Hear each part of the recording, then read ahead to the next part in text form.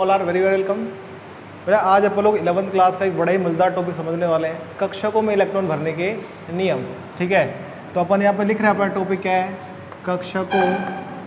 कक्षकों में इलेक्ट्रॉन भरने के नियम।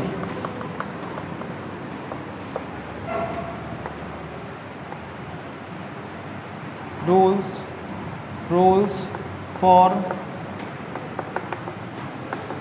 filling the electrons in orbitals। ठीक है, तो अपन यहाँ पे बात करें कक्षकों में इलेक्ट्रॉन भरने के नियमों की। तो अपन कहें जैसे मान चलो ये बातें क्यों आती है वो बात करते हैं पहले अपन लोग। ठीक है, जैसे सपोज करो आपके पास दो ऑर्बिटल है 1s और आपके पास है 2s। कौन सा है? 2s। ठीक है बेटा, और आपको भरना है केवल एक इलेक्ट्रॉन, सिंगल इलेक्ट्रॉन आपके पास में एक, उसको भरना है। तो अब सवाल ये आता है कि आप इस वाले 1s कक्षक में इलेक्ट्रॉन भरना चाहोगे या फिर आप इसमें। भर तो आप कोई से भी दो, लेकिन उसमें सही कौन सा है और कौन सा गलत, वो कैसे पता चलेगा कौन सा सही है कौन सा गलत। तो उसके लिए अपन लोग क्या करते हैं, इलेक्ट्रॉन भरने के नियम काम में लेते हैं। ठीक है, तो सबसे पहले ये बात किस वैज्ञानिक के दिमाग में आई? आफवो के दिमाग में। सबसे पहले आफवो नाम का एक साइंटिस्ट था, उसके दिमाग में बात आई कि किस कक्षक में इलेक्ट्रॉन भरना चाहिए। अगर मेरे पास एक इलेक्ट्रॉन है तो मैं 1s कक्षक में भरूंगा या 2s कक्षक में। तो उसके लिए फिर अपन कहते हैं क्या, कक्षकों में इलेक्ट्रॉन भरने के लिए कुछ नियम काम में लिए जाते हैं। उन नियमों को अपन लोग बात करने वाले हैं। तो कौन कौन से नियम आ जाओ देखते हैं। अपन कहते हैं कक्षकों में इलेक्ट्रॉन भरने के लिए 3 नियम काम में लिए जाते हैं। कौन कौन से? सबसे पहले बात कर रहा हूँ आफवो का नियम। तो अपन बोल रहे हैं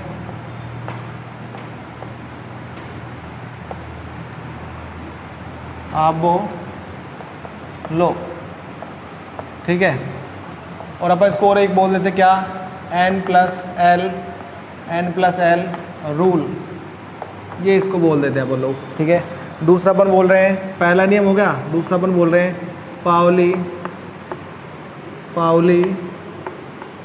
पाउली का अपवर्जन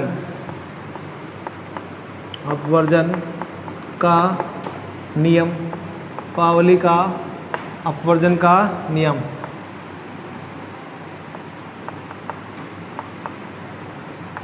इंक्लूजन थ्योरी ऑफ पाउली। ठीक है, नेक्स्ट बात करें अपन लोग। नेक्स्ट जो नियम आता है आपका कौन सा, हुंड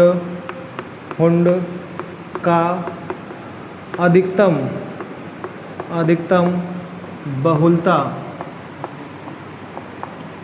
बहुलता का नियम। इसको अपन बोलते हैं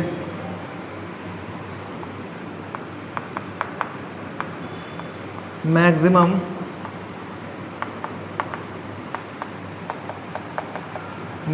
मल्टीप्लिसिटी लॉ ऑफ हुंड्स। ठीक है, तो ये 3 नियम है, इनकी बात करें तो कक्षकों में जब इलेक्ट्रॉन भरे जाएंगे तो इन तीनों नियमों को अपन लोग ध्यान में रखेंगे। सही है, अब अपन बात करते हैं स्टार्टिंग का जो आपका नियम है आफवो का नियम जो है, और अपन कह रहे हैं N+L का नियम। तो स्टार्टिंग करते हैं यहाँ से, आपका ये आफवो का नियम क्या है। तो बाकी सबको मैं हटा रहा हूँ बेटा, अब देखो ध्यान से इसकी जो समझो कि कैसे क्या बात की जाती है। चलो आ जाओ बात करते हैं कैसे। तो यहाँ पे वही बात मैं वापस से मैंने कहा कि मेरे पास 2 कक्षक है, 1s का है और मेरे पास क्या है 2s का है। मुझे क्या करना है, एक इलेक्ट्रॉन को भरना है। तो अब अपन सोच रहे हैं कि कौन से कक्षक में भरना बेटर रहेगा, इस वाले में या इस वाले में। तो इस चीज़ को समझाने के लिए वैज्ञानिक आया कौन, ये रहा, इसका नाम है आफवो। क्या नाम है इसका? आफवो। तो इसने बताया कि जब कभी भी ऐसी कोई सिचुएशन आती है कि एक इलेक्ट्रॉन है, 2 कक्षक है, 2 से ज़्यादा कक्षक है, तो आप सबसे पहले इलेक्ट्रॉन कौन से कक्षक में भरोगे। तो इसके लिए आफवो ने बताया कि यदि ऐसी स्थिति आए तो आप विभिन्न कक्षकों में इलेक्ट्रॉन ऊर्जा के बढ़ते हुए क्रम में भरोगे। यानी कि सबसे कम ऊर्जा कक्षक में इलेक्ट्रॉन सबसे पहले भरा जाएगा, उसके बाद उससे अधिक ऊर्जा वाले कक्षक में, उसके बाद सबसे लास्ट में कौन से कक्षक में भरा जाएगा, जिसकी ऊर्जा सबसे ज़्यादा है। ठीक है, तो ये बात बता करके हो गया अलग। फिर उसके बाद में क्या? उसके बाद मेरे दिमाग में तुरंत एक बात आई, आप वो ने तो बता दी कि सबसे पहले उस इलेक्ट्रॉन में कक्षक पहले भरे जाते हैं जिसकी ऊर्जा क्या है, कम, और वो बोला कि जिसकी ऊर्जा सबसे ज़्यादा है उसको भरेंगे सबसे बाद में। फिर मेरे दिमाग में एक बात आई, क्या? मैंने पूछ लिया तुरंत आप उससे, क्या इससे पूछने में तुरंत हमें कैसे पता चलेगा किसकी ऊर्जा कम है किसकी ऊर्जा ज़्यादा है?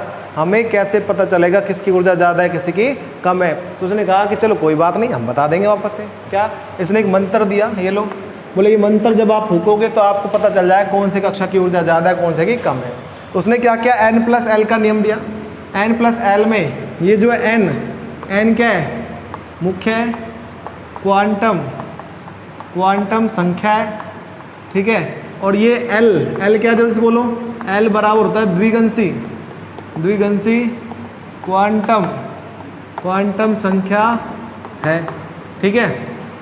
यानी कि ये तो प्रिंसिपल क्वांटम नंबर है और ये क्या हो जाए, एज़ोमुथल क्वांटम नंबर है। अब देखो यहाँ पे n का वैल्यू तो आपको सीधा पता है, n का वैल्यू तो यहाँ पे गिवन होगा कक्षक में, ये मैथमेटिक वैल्यू होती है, वो n की वैल्यू होती है, ध्यान रखें आप लोग। और l का वैल्यू तो आप ऐसे निकालोगे भाई, अगर s ऑर्बिटल आता है तो इसके लिए क्या होगा, s ऑर्बिटल आया, ठीक है, तो आप बोलोगे इसके लिए भाई ऑर्बिटल क्या, सबसेल बोलो, l का वैल्यू होगा 0, क्या होगा, l बराबर होगा 0, p आया सबसेल तो क्या होगा 1, d आया तो क्या होगा 2, f आया तो क्या होगा बताओ जल्दी से 3, ऐसे निकाला जाएगा l का वैल्यू, ठीक है। तो इसने कहा आपो ने कहा कि n+l का वैल्यू देख लो, जिस भी कक्षक में इलेक्ट्रॉन भरना है, दो में तो कंपेयर करो, तो जिसके लिए n+l का मान कम आएगा उसकी क्या होगी, ऊर्जा कम, और जिसके लिए ज़्यादा है उसकी ऊर्जा क्या होगी, ज़्यादा, ठीक है। तो ज़्यादा वाले को बाद में भरेंगे, कम वाले को पहले भरेंगे। फिर मेरे दिमाग में दोबारा एक बात आई, मैंने दोबारा पूछ लिया, क्या कि माना कभी कोई दो कक्षकों के लिए, दो कक्षकों के लिए n+l का मान समान आए तो फिर क्या करोगे? तो आप ध्यान रखोगे, यदि दो कक्षकों के लिए, मैं बोलूँ दो कक्षकों के लिए n+l का मान समान आता है तो आप क्या करोगे, उस कक्षक में इलेक्ट्रॉन पहले भरते हैं, बोल रहा हूँ, उस कक्षक में इलेक्ट्रॉन पहले भरते हैं किसमें, जिसके लिए n का मान छोटा है, क्या होगा, छोटा होगा, जिसके लिए n की वैल्यू स्मॉलेस्ट है, उस ऑर्बिटल में आप क्या करोगे, उस सेल में कहो, उस ऑर्बिटल में इलेक्ट्रॉन पहले भरोगे, ठीक है। तो ये बात हो गई क्लियर। चलो अब n+l की वैल्यू उसके लिए निकाल के देखते हैं कि इसके लिए n+l का वैल्यू कैसे निकालेंगे। तो आपने कहा यहाँ पे इसको देख करके समझ पा रहे हो, n का वैल्यू कितना है 1, प्लस s के लिए l बराबर कितना, जल्द से बताओ देख के 0, तो आपने बोला n+l किया तो कितना आया 1, और इसके लिए, हाँ इसके लिए आपने देखा अगले वाले के लिए n का वैल्यू क्या है 2, और इसके लिए कितना आ रहा है s का वैल्यू वापस से 0, तो 2 + 0 बराबर क्या है 2।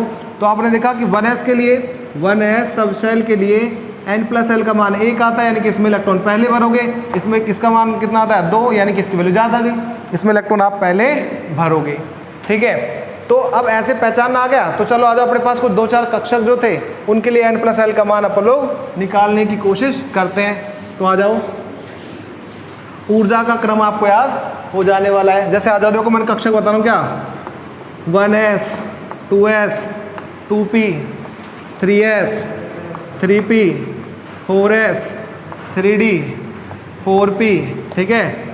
और चलते हैं, चलो एक साथ में तो कंटिन्यू चलता रहूँ, मुझे तो पता नहीं किसकी ऊर्जा ज़्यादा किस कम है, मैं तो बताता चलो, 1s 2s 2p 3s 3p 3d 4s 4p 4d 4f मैंने बोला 5s 5p 5p और क्या लिख दिया 5d और 5f, इतना ले लेता हूँ काफ़ी मेरे लिए। तो अब मेरे को इनको अरेंज करना है ऊर्जा के बढ़ते हुए क्रम में, मेरे को इन सारे कक्षकों को ऊर्जा के बढ़ते हुए क्रम में अरेंज करना है। तो कैसे करूँगा, आ जाओ देखते हैं। तो मैं कह रहा हूँ यहाँ पे तो मैं बता रहा हूँ n की वैल्यू, यहाँ पे बता रहा हूँ l की वैल्यू, यहाँ पे क्या होगा n+l का वैल्यू, ज़्यादा आपको इतना ज़्यादा दिक्कत नहीं आएगी। तो देख के बताओ जल्दी से, यहाँ पे n का मान तो क्या होता है, जो मैथ की वैल्यू होती है 1, तो आपने बोला सर इसके लिए n का मान कितना है 1, n का मान कितना है 1, और आपने बोला l का मान कितना होता है इसके लिए, देखो ऐसे 0, तो मैंने लिख दिया ये 0, ठीक है। अरे बेटा चुपचाप आके बैठ जाओ, चुपचाप आराम से सीटों पे एक पे, ठीक है। आ जाओ दूसरी बात करते हैं। अपन ने यहाँ पे देखा कि यहाँ पे n का मान कितना है 2, तो मैंने 2 लिख दिया, और एस के लिए एल का मान कितना होता है 0, तो मैंने 0 लिख दिया। फिर आ जाओ यहाँ पे देखो एन का मान कितना है 2, तो मैंने 2 लिखा। पी के लिए कितना होता है 1, तो मैंने कितना लिख दिया 1। ठीक है, इधर आओ, मैंने बोला 3s ऑर्बिटल्स के लिए 3s सब शेल के लिए अपन देखें तो n का मान कितना है 3, l का मान कितना है 0। जोड़ते चलो ना, n प्लस l कितना हो रहा है 1, यहाँ पे कितना हो रहा है 2, यहाँ पे कितना हो रहा है 3, यहाँ पे भी कितना आ रहा है 3। चलो ठीक है, आगे देखते हैं। इसके लिए n कितना होता है 2 और l कितना होता है 1, तो यहाँ पे ये भी 3 हो गया। इधर देखते हैं, आ जाओ यहाँ पे देखो n बराबर कितना आया 3, d के लिए l बराबर कितना आता है 2, दोनों को जोड़ा तो कितना आ गया 5। इधर आओ, n बराबर कितना इसके लिए 4, l बराबर कितना है 0, तो ये भी 4 वैल्यू आई। इधर देखो आपने बोला यहाँ पे n बराबर 4, l बराबर 1, टोटल जोड़ा तो कितना आया 5। इधर आओ 4 2 6, कैसे लिख रहा हूँ तो पता होगा, 4 3 7 5 0 5 5 1 6 5 2 7। ठीक है, और आ जाओ इधर देखते हैं अपन इसमें क्या है, 5 और 3 कितने हो गए 8। अब मुझे क्या करना है n प्लस एल के, भाई ऊर्जा का बढ़ता हुआ क्रम में दे रहा हूँ तो कौन सा आएगा, देखो एक बार ध्यान से। अपन बोले सबसे कम वैल्यू किसकी 1, तो मैंने बोला सबसे कम ऊर्जा होगी 1s की। सबसे पहले इलेक्ट्रॉन 1s में भर जाएंगे क्योंकि इसकी ऊर्जा सबसे क्या है कम है। आगे देखते हैं, आ जाओ, सबसे ऊर्जा कम है तो अगले वाले को देखते हैं, लेस देन। इसमें देखो इसका वैल्यू 2 आ रहा है, तो यही है बस एक, तो मैंने लिख दिया 2s। इसके बाद देखो 3 के केस 3 आ गए, तो इनमें से कौन से की ऊर्जा कम होगी, तो देखे देखो ये तो 2s है, ये 2p है, और ये क्या है, ये क्या है भाई, ये भाई 2p 3s और 3p है। तो आप देखो सबसे पहले n का वैल्यू तो किसके लिए कम है, सबसे ज़्यादा कम किसके लिए, इसके लिए। तो सबसे पहले तो भरा जाएगा 2p में, हो गया। अब बात आई इन दोनों की, तो इन दोनों के लिए n का वैल्यू सेम है। अब जब n का वैल्यू भी सेम हो तो आप देखो किसका l का वैल्यू किसके लिए कम है, तो यहाँ पे देखो l का वैल्यू इसके लिए 0 है, तो इसलिए पहला भरा जाएगा ये, उसके बाद भरा जाएगा क्या 3p। हो गया, यहाँ तक का क्लियर सीक्वेंस आ गया। अब अगला देखते हैं, वो यहाँ पे देखा 3d है तो इसके लिए 5 आ रहा है, इसके लिए 4s के लिए कितना वैल्यू 4, तो पहले तो इसको ही भरेंगे ये लोग 4s। अब बात आई कि भाई देखो ये भी डन कर दिया, मैं यहाँ तक का डन कर ही चुका हूँ, इसको भर दिया मैंने, भाई इन सबको भर दिया, ये बचा। तो 5 5 मेरे पास 3 के लिए माना, एक इसके लिए, एक इसके लिए और एक इसके लिए। तो कौन से को पहले भरूँ, देखो इसके लिए n की वैल्यू कितनी है 3, इसके लिए n की वैल्यू कितनी 4, उसके लिए n की वैल्यू कितनी 5। तो फिर क्या करेंगे अपन लोग, सबसे पहले कम वाले को भरो, 3d को भरा, उसके बाद किसको भरूँगा मैं 4p को भरूँगा, और उसके बाद किसको भरूँगा मैं 5s को भरूँगा। तो यानी कि ये भी डन हो गया, ये भी डन हो गया, ये भी डन हो गया। अब 6 वाली वैल्यू देख लो आप लोग, यहाँ तो चलते आ रहे ना। तो 6 वाली वैल्यू 2 के लिए 1 और ये 2, तो इन दोनों में से 4d पहले भरा जाएगा या ये क्या नाम से 5p पहले भरा जाएगा। तो आप बोलोगे 4d पहले भरा जाएगा, क्यों, क्योंकि इसके लिए n की वैल्यू क्या है छोटी है। तो आपने क्या कर दिया 4d लिखा पहले, तो उसके बाद क्या लिख दिया आप लोगों ने, आपने लिख दिया 5p। ठीक है, तो ये दोनों भी क्या हो गए डन। अब आई बात 7 की, तो 7 4f के लिए भी है और 7 5d के लिए भी है। तो आप किसको पहले भरोगे, आप बोल रहे हो आप भरोगे सबसे पहले 7 में 4f को, और उसके बाद आप भरोगे किसको 5d को। और अब एक ही बचा है तो इसको लिख दो, बिगर पूछे ये लो 5, ये हो गया। ये सीक्वेंस आपको याद रखना है बेटा, ठीक है, कि ऊर्जाओं का क्रम, उपकोषों की ऊर्जाओं क्रम इस प्रकार से होता है, इस प्रकार से इनमें इलेक्ट्रॉन भरे जाने हैं। कि भाई पहले इस उपकोष में भरेंगे, फिर इसके बाद 2s में, फिर 2p में, 3s में, 3p में, 4s में, 3d में, ऐसे भरे जाते हैं। इसको निकालने का एक दूसरा तरीका और होता है, उसके बाद अपन अगला टॉपिक शुरू करेंगे। भाई अगला जो है नियम वो देखेंगे बाद में अगले लेक्चर में। अब इसको देख लेते हैं, क्या इसको एक इस प्रकार से बताया जा सकता है, देखो कैसे।